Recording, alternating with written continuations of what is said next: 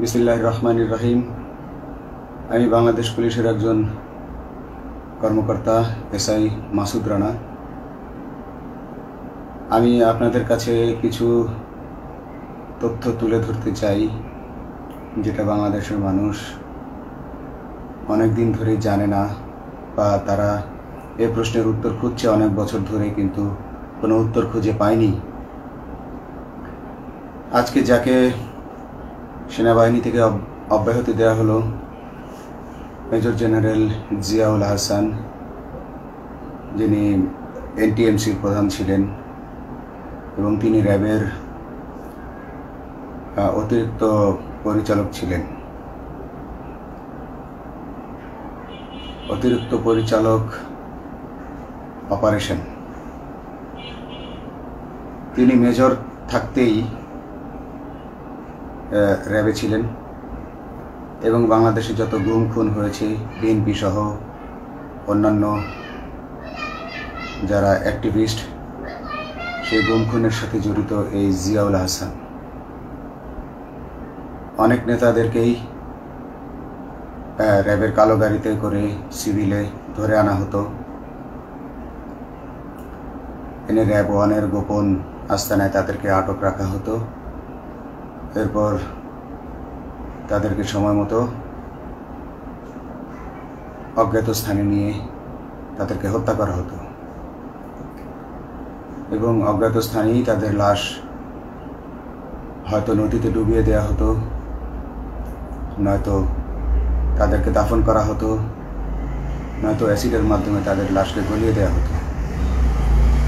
আমি 2014 অক্টোবর থেকে 2017 ডিসেম্বর পর্যন্ত র্যাব সদর দপ্তরে কর্মরত ছিলাম। তখন র্যাবের ডিজি ছিলেন বেনজির, যিনি আজকে দেশের হাজার হাজার কোটি টাকা চুরি করে, পুলিশের হাজার হাজার কোটি টাকা চুরি করে পালিয়ে গেছেন বিদেশে। তো আমি দেখেছি অনেক মানুষকে কিভাবে অন্যায়ভাবে গ্রেফতার করে নিয়ে গুম করে রাখা হতো। আমি রিসেপশনে ডিউটি করতাম। গুম হয়ে যাওয়া মানুষের স্বজনেরা আমার কাছে আসতো, কিন্তু আমাদেরকে কঠোর নজরদারিতে রাখা হতো। সিসি ক্যামেরার আওতায় ছিলাম, তাদের সাথে আমরা ওভাবে কথা বলতে পারতাম না। তাদেরকে কোনো তথ্য দেওয়া নিষেধ ছিল আমাদের জন্য। কিন্তু তাদের স্বজনরা আসলে এসে যখন এখানে কান্না করতো, আমি নিজেকে ধরে রাখতে পারিনি। আমি অনেকের স্বজনকেই তাদের স্বজনের, গুম হয়ে যাওয়া স্বজনের পরিণতির কথা জানিয়ে দিতাম। বিশেষ করে যাদেরকে মেরে ফেলা হতো, খুন করা হতো, তাদেরকে আমি খারাপ সংবাদটা দিতাম না। কিন্তু যাদেরকে বন্দি করে রাখা হতো, যেমন বিএনপি নেতা সালাউদ্দিন আহমেদকে যখন অ্যারেস্ট করে আনা হলো, তিনি অ্যারেস্ট করার সময় ধস্তাধস্তিতে মাথায় আঘাত পেয়েছিলেন। তাকে র্যাব ওয়ানের গোপন কক্ষে আটক করে রাখা হয়েছিল দীর্ঘদিন। এরপর তাকে এক সময় ভারতে পাচার করে দিয়ে আসা হয়। তাকে অজ্ঞাত কারণে হত্যা করা হয়নি। তার ফ্যামিলি এসেছিল, তার স্ত্রী হাসিনা আহমেদ, তার ভাই গিয়াসউদ্দিন আহমেদ। ওনারা আমার কাছে বেশ কয়েকবার এসেছেন। আমি কয়েকদিন ওনাদের এই উদ্বেগ, উৎকণ্ঠা আমার সামনে বসে কান্নাকাটি দেখে আমি থাকতে পারিনি। আমি ওনাদেরকে কৌশলে আমার ফোন নাম্বার দিয়ে আমি ওনাদের সাথে দেখা করে ওনাদেরকে জানিয়ে দিই যে সালাউদ্দিন সাহেবকে হত্যা করা হয়নি, উনি জীবিত আছেন এবং ওনাকে হত্যা করার সিদ্ধান্ত নেওয়া হয়নি। এই সিদ্ধান্তগুলো জেনে নিতেন তিনি হচ্ছেন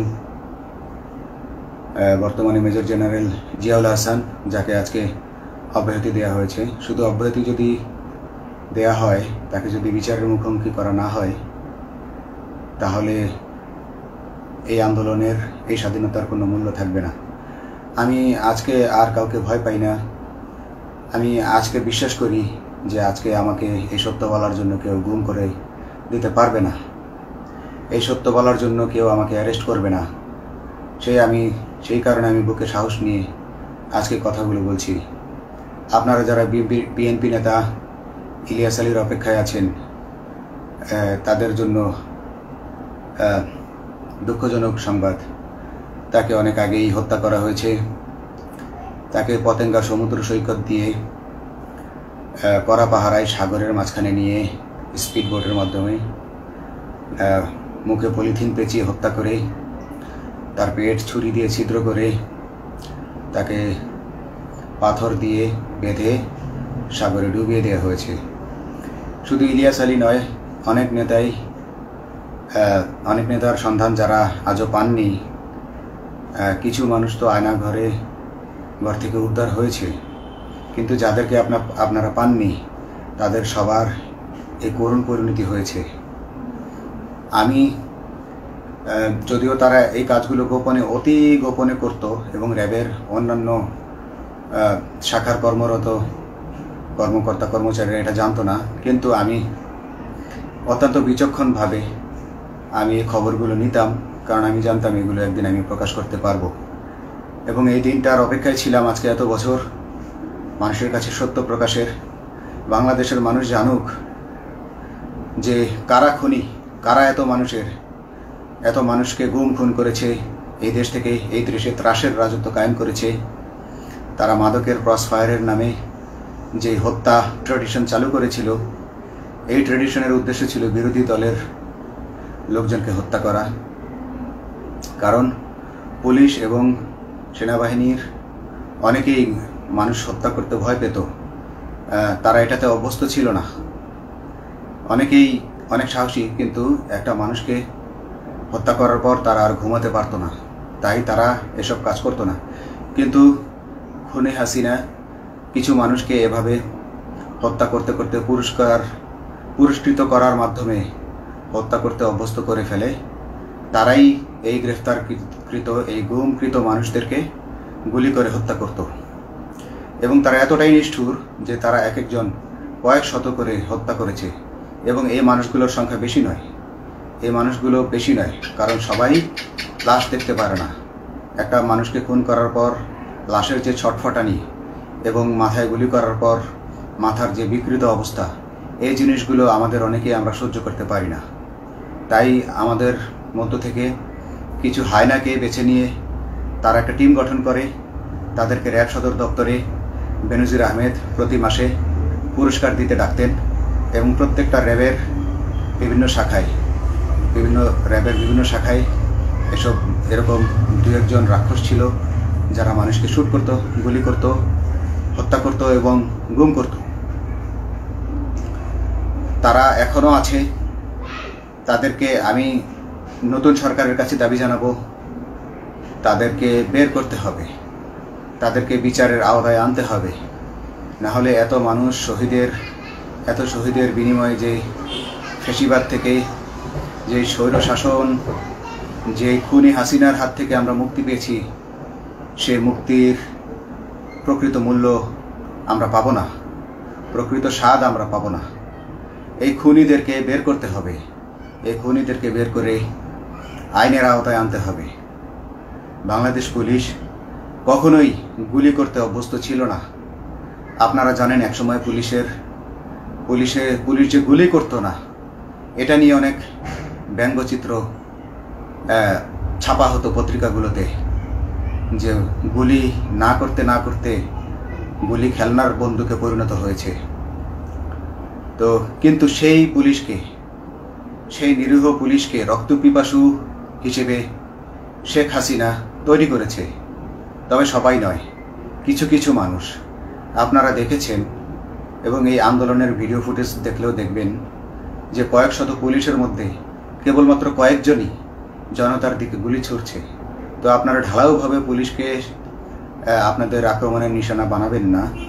নতুন সরকার অবশ্যই এর বিচার করবে। আমি আশাবাদী নতুন সরকারের কাছে। তারা যদি আমার কাছে কোনো তথ্য চায়, আমি তথ্য দেব ইনশাল্লাহ। এবং এই খুনিদেরকে, এই রাক্ষসদেরকে বের করতে হবে।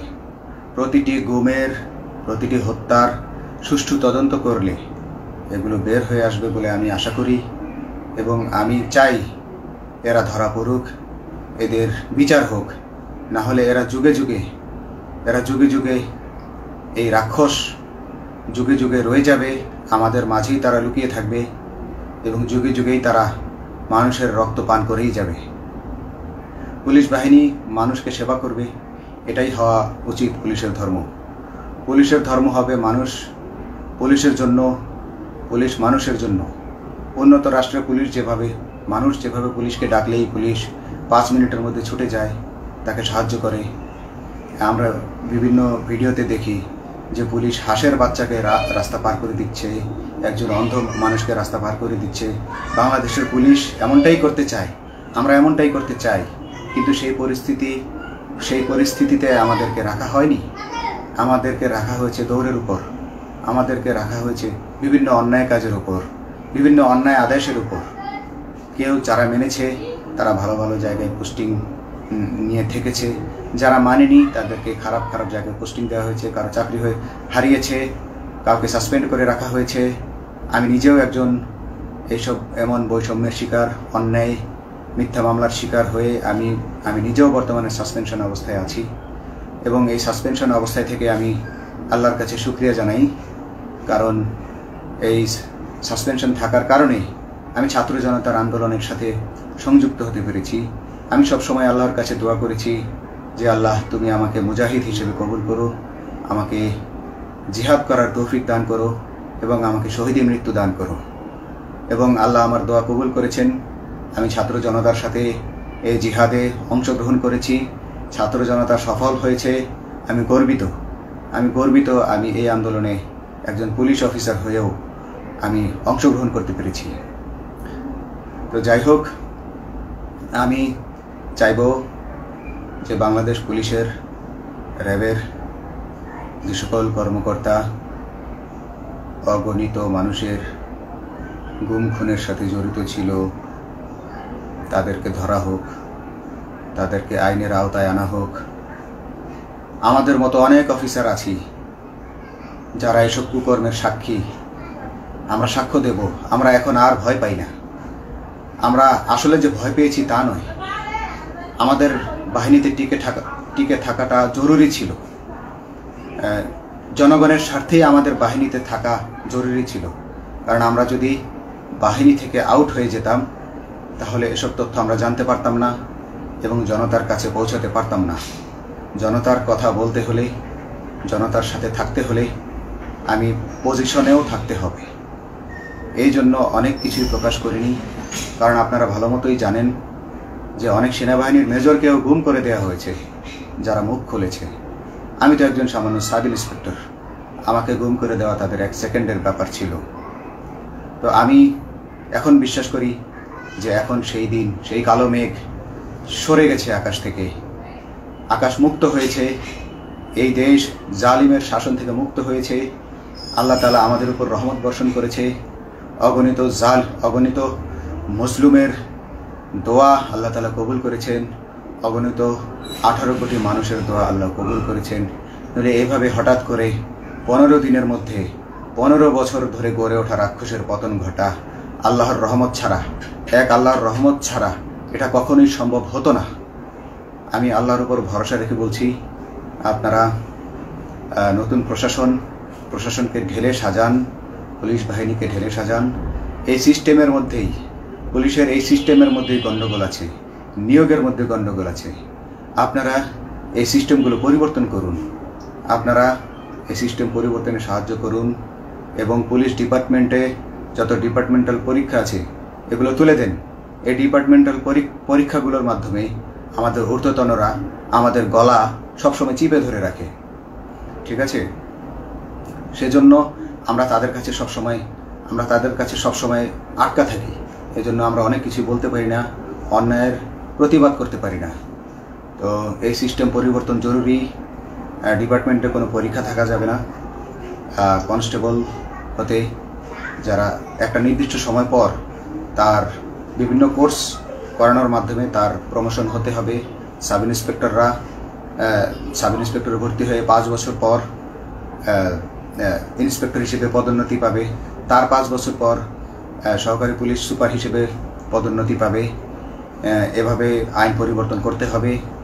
তাদেরকে দক্ষ করে গড়ে তোলার জন্য বিশেষ কোর্সের আয়োজন করতে হবে এবং সৎভাবে বাঁচার জন্য সঠিক বেতন কাঠামো এবং ভালো কাজের জন্য পুরস্কার এর ব্যবস্থা করতে হবে। বিভিন্ন যে চোরাই মাল মাদক উদ্ধারের জন্য সেক্ষেত্রেও বিশেষ পুরস্কারের ব্যবস্থা থাকতে হবে এবং বাসস্থান এবং যানবাহন, পুলিশের যেই ব্যয়টা হয় সেটা হচ্ছে বাসস্থান এবং যানবাহন। পুলিশ আমরা নিজের বেতনের টাকা দিয়ে মোটরসাইকেল কিনে চাকরি করতে হয়, এই বিষয়টা যেন না করতে হয় এবং সরকারি বাসস্থান যদি আমাদেরকে দেয়া হয় তবে আমরা বেতনের টাকা দিয়ে আমরা মানুষকে সেবা দিতে পারবো, সৎভাবে চলতে পারবো এবং দেশের মানুষকে সন্তুষ্ট করতে পারবো ইনশাআল্লাহ। তো আমি আপনাদেরকে প্রথমে যেই তথ্যগুলো দিয়েছি গুম খুনের বিষয়ে, আপনারা এই তথ্যগুলো অনুসন্ধান করুন, অনুসন্ধানে টিম গঠন করুন। প্রত্যেকটা গুম খুনের বিচার হতে হবে এই দেশে। যারা আটক ছিলেন অনেকেই হয়তো এখন আয়নাঘর থেকে মুক্তি পেয়েছেন, কিন্তু যারা দুর্ভাগ্যের শিকার হয়ে মৃত্যুবরণ করেছেন তাদের আত্মীয় স্বজনরা, তাদের প্রতি আমার সমবেদনা রইল। তারা জোর দাবি তুলুন, তারা সবাই সরকারের কাছে আপনাদের পরিবার পরিজনের নিখোঁজ হওয়ার বিষয়টি তুলে ধরুন, আপনারা জোর দাবি জানান এবং গুম খুন তদন্তে একটি তদন্ত কমিটি গঠন করা হোক, যেখানে কোনো পুলিশ বা সেনাবাহিনীর সদস্য থাকবে না। এটা হতে পারে বিচার বিভাগীয় তদন্ত বা অন্য কারো মাধ্যমে, কিন্তু এই হায়নাদের এই খুনিদেরকে বের করুন, বের করে এদেরকে শাস্তির আওতায় আনুন, তবেই এই তারা তাদের বলিদান সফল হবে। আসসালামু আলাইকুম।